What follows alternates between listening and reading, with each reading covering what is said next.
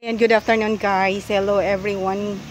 Good afternoon. Thank you so much. Shout out sa lahat ng aking mga supporters sa YouTube. Thank you so much. Please help my WH guys. Now, ay vlog po natin ngayon guys no ay tungkol po sa yung bago naming hatch na mga sisiw.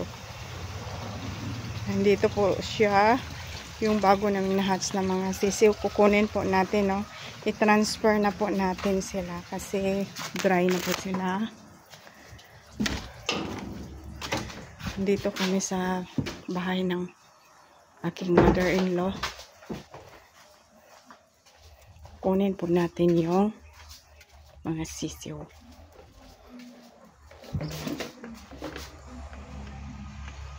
Po yung mga sisiw nila. Mga sisiw ay nandito. Kukunin na po natin. Okay.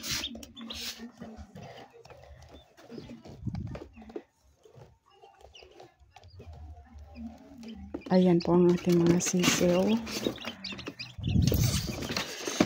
Ganyan na lang natin lagay. Mayroon pang isa. Hindi pa nakalabas yung isang sisiw na. Ayan, kunin natin sila. Utang dito. Lagay natin sa basket. Ang lulusog ng mga sisiw. Malusog talagang mga sisiw, no? Ayan. Thank you, Lord. Napisa ang mga itlog.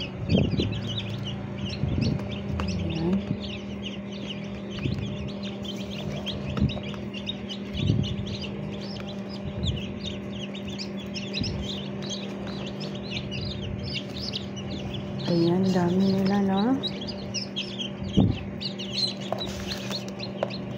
Yung iba, hindi pa yata dry. Kunin lang natin yung iba. Yung tatlo, hindi pa masyadong dry, no? Yung isa, hindi pa. Natutulog pa yung isa. Ayan. Hindi muna natin ito kukunin, no? Parang ano pa. Bago pa sila, no? Ayan. Dito po. Ayan.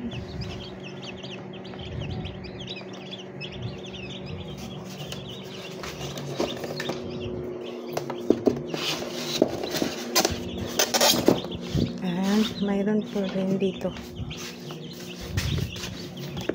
Mayroon din dito, no? Mga ka-farming, no? Ayan. Marami din dito.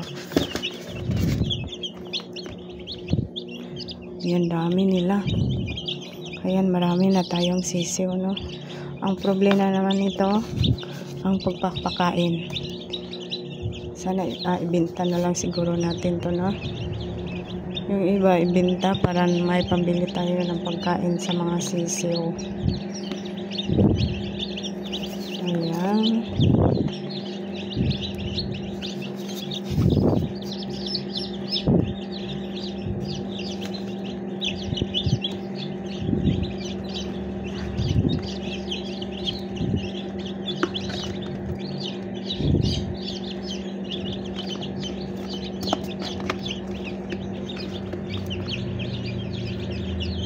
Ayan.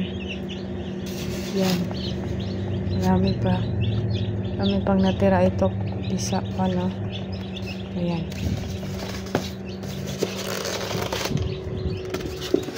Ang ganda ng manual na incubator.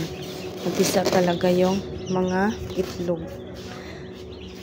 At ayan, nandito na ang ating mga sisiw.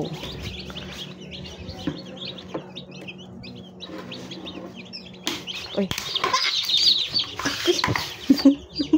Po sila mga ka-farming. Mabuti na lang hindi namatay. Naku, nalaglag kasi o nasira. Nasira ang nilalagyan ko na basket. Ayan, bago natin sila ilagay sa ating brooder. Ito na ang ating brooder. Ready ng ating brooder. At sa may patukan na rin sila. Ayan. Painumin natin ng tubig. muna bago natin ilagay sa brooder. Ayan. Isa-isahin po natin silang painumin, no? Tuturuan po natin silang painumin ng tubig. Ayan, tapos na.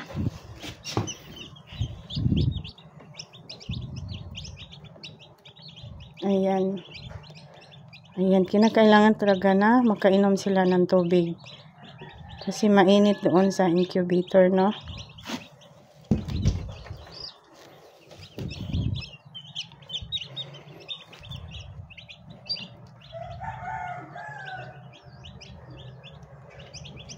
Ayan.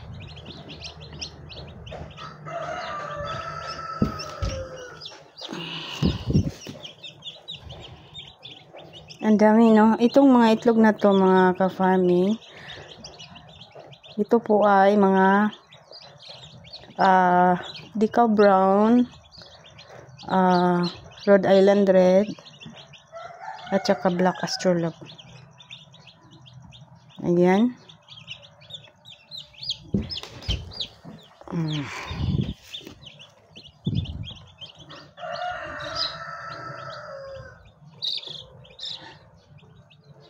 Ayan, isa-isahin po natin silang painumin, no?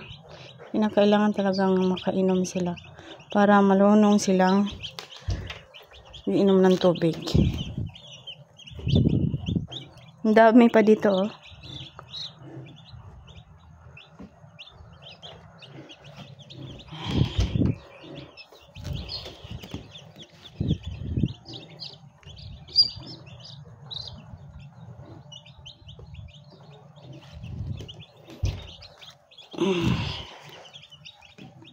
Ayan, dami pa.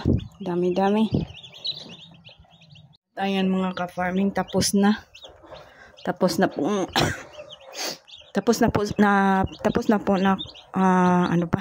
Hindi ako marunong mag-Tagalog, ah. Tapos na po mga ka-farming, na. Tapos na po pinainom ng Vitamin Pro ang ating mga manok.